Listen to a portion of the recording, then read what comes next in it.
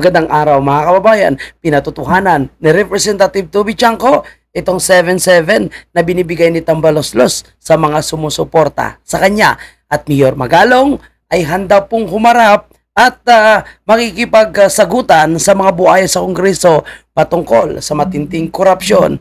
Lalong-lalo na itong 35 to 40% na nakukuha po nila sa bawat proyekto na kanilang pinupunduhan. Yan po yung ating pag-uusapan. Pero bago ang lahat, kung kayo po ay hindi pa nakalike, palike naman.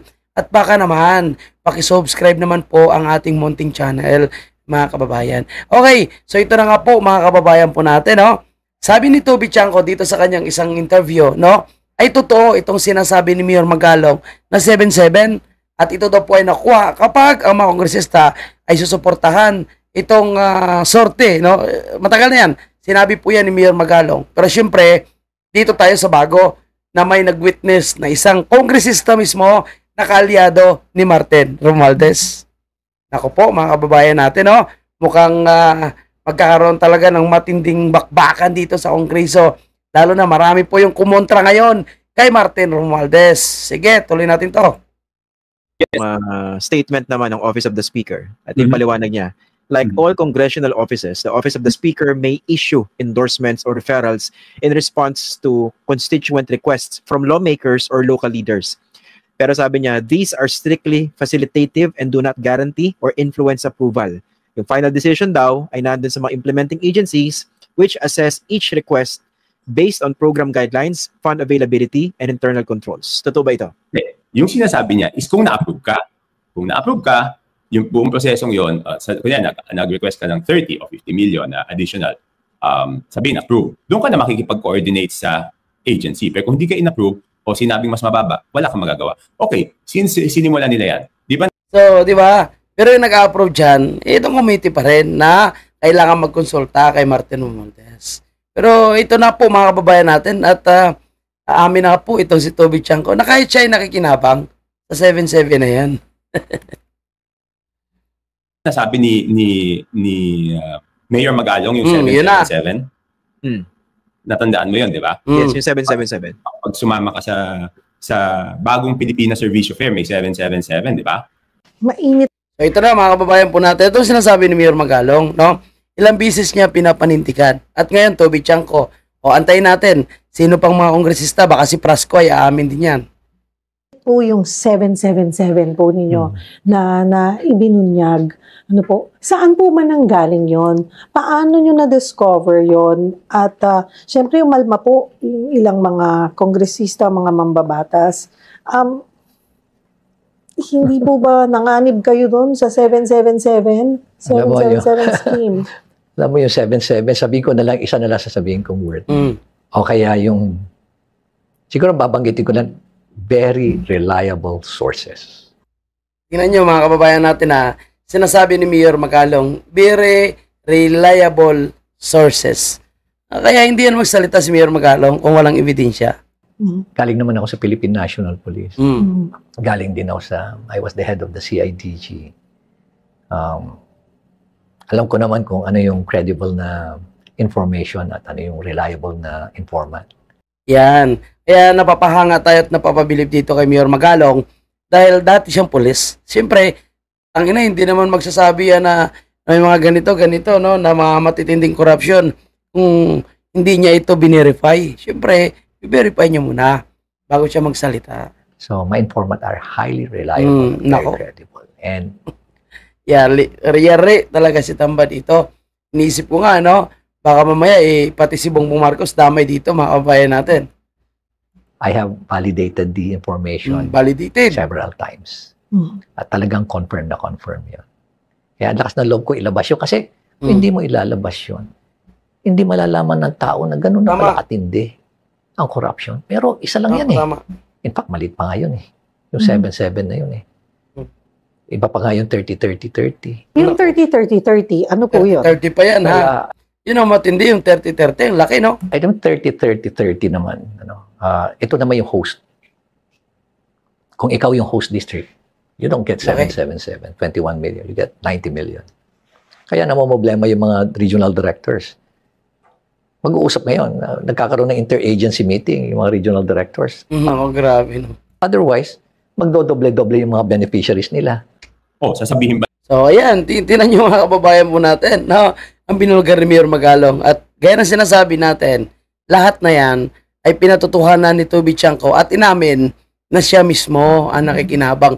Ganon katindi po ang gobyerno ngayon ni Bongbong Marcos, no? At hindi niya kontrolado si Martin Romualdez. Dalawa lang yan eh. Hindi niya makontrol si Martin Romualdez at siya nagpapatakbo o kaya siya ay kasabwat. Di ba? Take note mga kababayan. Ng spokesperson, unang-una hindi ko alam paano naging spokesperson ng House yun. Kasi member din ako ng House. She doesn't speak for me, di ba? Siguro spokesperson ni Speaker.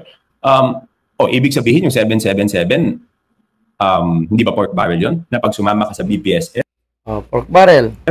Meron kang additional 777. Siyempre, yung mga congressman, talagang magsusumikap yan na sumama, gigising ng maaga, pupunta doon sa BPSF, para mas madaming madala doon sa... Di ba? Mga kongresista, gigising na maaga, sasama dyan sa programa na yan para makakuha ng 77. Distrito nila, di ba?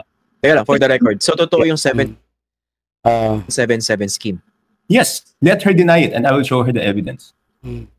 Totoo yan mga kababayan po natin at matindi dito, mayroong ebidensya daw itong si Toby Chanco na ilalabas at dito pa nga sa kanyang interview sinabi niya na siya naman ay nakatanggap ng 77. No, dahil kailangan mo talaga na pumunta para may maibigay ka rin sa iyong mga nasasakupan. Yan po yung rason ng ibang mga kongresista.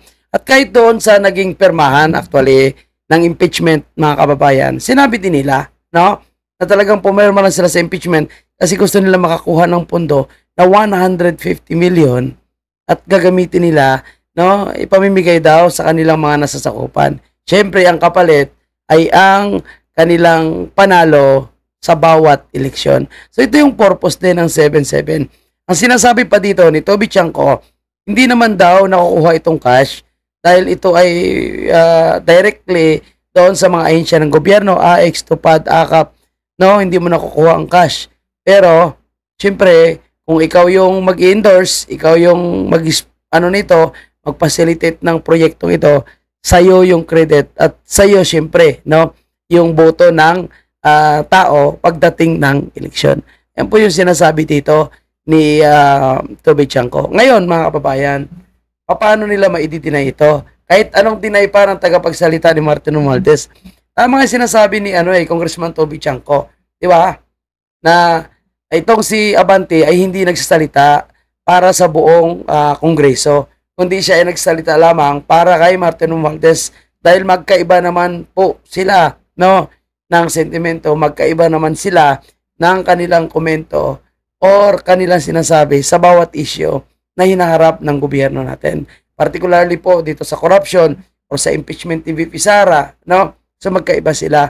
Anyway, papatuloy pa natin ng konti. After that, no, pakinggan natin ang iba pang sinasabi ni Toby Chanco. And after that, pupunta tayo kay Mayor Magalong. Yung pagsagot ni Mayor Magalong na siya ay handang humarap sa mga buhayan sa Kongreso. Yang serido na yan nagahamon, no? Na lalabas at harap ng si Mayor Magalong. Ang kapal ng pagmumukha nila. Anyway, mamaya pupunta tayo dyan, mga kabayan. Dito muna tayo kay Toby Chanco. Okay. Sa kaalaman ng iba na hindi familiar, no? Although ako, alam ko yung kwento sa 777, no? Paki-explain. Ano ba yung 777? Sumama ka sa Bagong Pilipinas Servicio Fair. Yun pala yun. Bagong Pilipinas Servicio Fair ay may kinalaman. Alam ni Bongbong? Meron kang 7 AX, 7 million na AX, 7 million na yata, tsaka 7 million na tupad. Basta tatlong 7 yun. So total of 21 million. 21 million. Pero iwanagin natin, hindi naman yun cash na binibigay. Ibig sabihin, magkakaroon ka para sa iyong distrito ng guarantee letter worth 7 million, magkakaroon ka ng MAIP worth 7 million, magkakaroon ka ng AX o AKAP na worth 7 million every time sumama ka. Pero tama yan mga kabayan po natin, hindi pa naman cash yung nakuha mo kasi sinasabi, no, parang referral rate ito para doon sa mga ahensya ng gobyerno. Pero syempre, saan sila kikita? Upon distribution. Diba? Kasi tingnan nyo yung nangyayari, yung mga pasabog noon sa iba't ibang probinsya, bayan, no? Na yung pinipirmahan nila is 5,000 pero yung kanilang natatanggap is 2,000 lang. 10,000 yung kanyang pinipirmahan pero no, pagkatapos siya matanggap ang 10,000 bago lumabas sa gymnasyon, may mga nagkokolekta at kalahati lamang no yung mga napupunta doon sa mga beneficiaries dahil kinokolekta ng ilan no na mga tauhan daw ng mga politiko. So doon naman sila kikita, mga kababayan po natin. And syempre dito sa mga gamot no, dito sa patupad nila, diyan naman sila kikita no. At itong pasasalamatan sila syempre ng tao dahil sa ayudang kanilang pinamimigay. Again, no, sabi ko nga sa inyo mga kababayan po natin, itong si Mayor Magalong, marami itong alam mga kababayan. At talagang sabi nga ni Mayor Magalong, handa siyang humarap at ilalabas ang lahat no na kanyang nalalaman. At lahat tayo, ito yung kinakahangaan natin kay Mayor Magalong. Dahil noon pa man ay talaga nagsasalita na ito kung ano yung tama at siya po yung nanindigan ng ayaw po sa korupsyon. At maganda nga po yung binubuo ni Mayor Magalong, di ba? Yung Mayors for Good Governance, no? Na inorganize niya yung mga mayors sa iba't ibang syudad or bayan para no labanan ang matinding korupsyon sa gobyernong ito, gobyerno ni Marcos Sr. Hindi man directly masabi ni Mayor Magalong bilang pagrespeto kay Bongbong, pero no, yun na yung ibig sabihin no, na nilalabanan niya ang gobyernong ito dahil ang corruption ngayon no ay nangyayari sa mismo sa Kongreso, nangyayari mismo ng lantaran no, pinagmamayabang pa nila na salamat sa ayuda, salamat kay Speaker Martin, may AX tayo, may ayuda tayo, may tupad tayo. Salamat kay Martin Romualdez, nakapamigay tayo ng 1 bilyon ngayong araw sa iba sa lugar nila. So ganun yung mga nangyayari. So talagang parang sinasabi na nila na si Martin yung nagbibigay ng pera sa kanila. Pero tandaan natin mga kababayan, pera po lahat natin yan. Pera po ng sambayan ng Pilipino. Sige, wag na natin patagalin at puntahan natin si Mayor Magalong, mga kabayan. Hindi umurong si Baguio City Mayor Benjamin Magalong sa hamon ni House Committee on Public Accounts Chairperson Terry Ridon na maglabas ng patunay hinggil sa kanyang sinabing 30 to 40% na kickback ng mga mambabatas sa mga flood control at infrastructure projects. Nagtataka nga ako bakit sinasabi na nagsasalita ako no wala akong naipakita pang ebidensya. Tuwing nagsasalita naman ako doon sa mga corruption, pinapakita ko naman yung mga ebidensya. Kaya lang, ang problema, hindi nila ina-appreciate. Yun, di ba? Sa poll sila dyan mga kababayan po natin. Sobrang kapal ng kanilang pagmumuka. Ngayon pinag-iinitan nila itong si Mayor Magalong dahil nga po sa pagbulgar ni Mayor Magalong ang katotohanan na talagang kumikita po sila. Sabi nga ni Mayor Magalong, umaabot sa 35 to 40% ng kabuuang pundo ay napupunta sa bulsa ng mga kongresista. Ngunit, sabi ni Mayor Magalong, dahil walang pinipirmahan, ay nahihirapan silang patunayan ito. Pero yun nga, no? Marami po yung mga nakakausap, no, patunay, no, kay Mayor Magalong sa pamamagitan ng kanilang pagsabi na hiningan po sila ng ganito kalaking katkong sa bawat proyekto na pinupuntuhan ng mga kongresista. Pero sabi ni Mayor Magalong, handa po siyang umarap at kung anumang hamon ay handa po siyang sumagot. Alam nyo, sa totoo lang mga kababayan po natin, kahit hindi po ilalabas ni Mayor Magalong ang kanyang hawak na ebidensya, kahit sila mismo, ang mga kongresista, pag inamon sila ni Mayor Magalong, sige, buksan mo yung libro mo, open the book, no, para makita natin magkano yung nakukuha mong pundo, ano yung mga proyektong pinupunduhan mo, no, at saan yung mga resibo. Diyan, kapag ilalabas nila, mag-open the book po sila, lalabas, no, na sila mismo ang may hawak ng ebidensya na kanilang hinahanap, mga kababayan. Sige, patuloy natin si Mayor Magalong. Binigyang diin ni Magalong na sa ilang pagkakataon ay siya mismo ang naging resource person sa mga investigasyon at naging saksi sa sistemang umiiral sa loob ng gobyerno at nakahanda itong humarap sakaling imbestigahan siya. Dagdag pa ng alkalde, kahit ang Pangulo ng Bansa, animoy may alam din sa anomalya. Matik yan. Pre-presidente tapos walang alam. Diba? Matik yan mga kababayan po natin. Kaya nga lakas ng loob niya na sabihin na mahiya naman kayo. Dapat pinagtuturo niya isa-isa. Uy, mahiya naman kayo. No? Kaya lumingon siya, mahiya ka naman. Sa kanyang pinsan, di ba? O ito ngayon, pinipray over pa ng mga buhaya rin ng kapwa niya. Pakinggan natin si Mayor Magalong. At siya nga hinihintay namin nung mag-initiate sila ng investigation.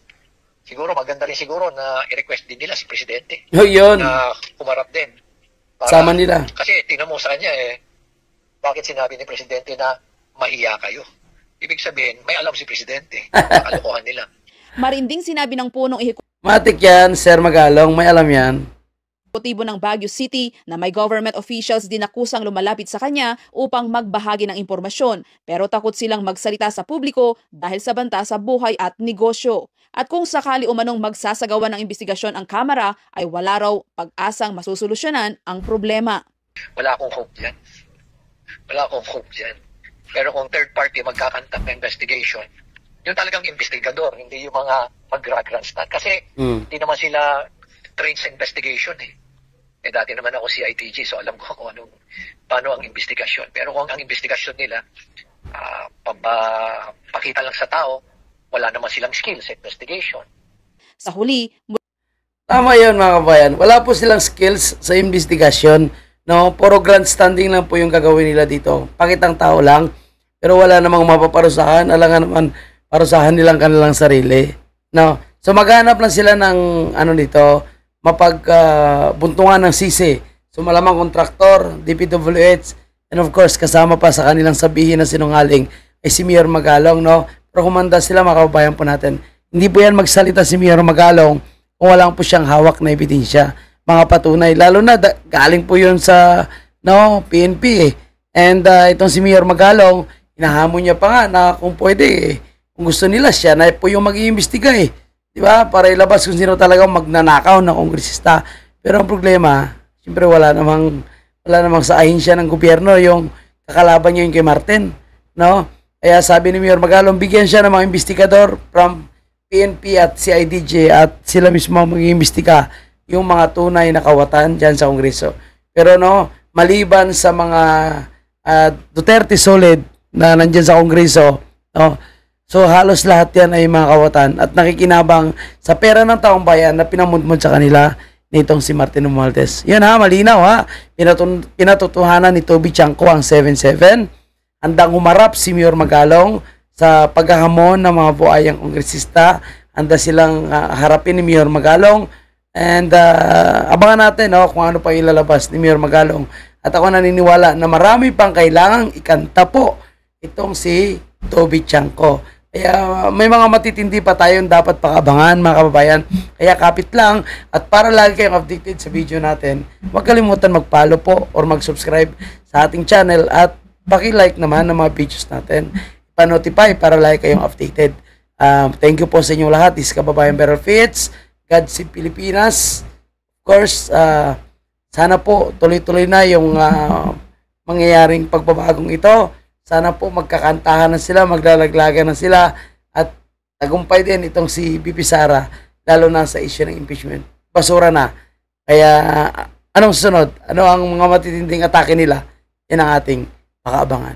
Muli, maraming salamat.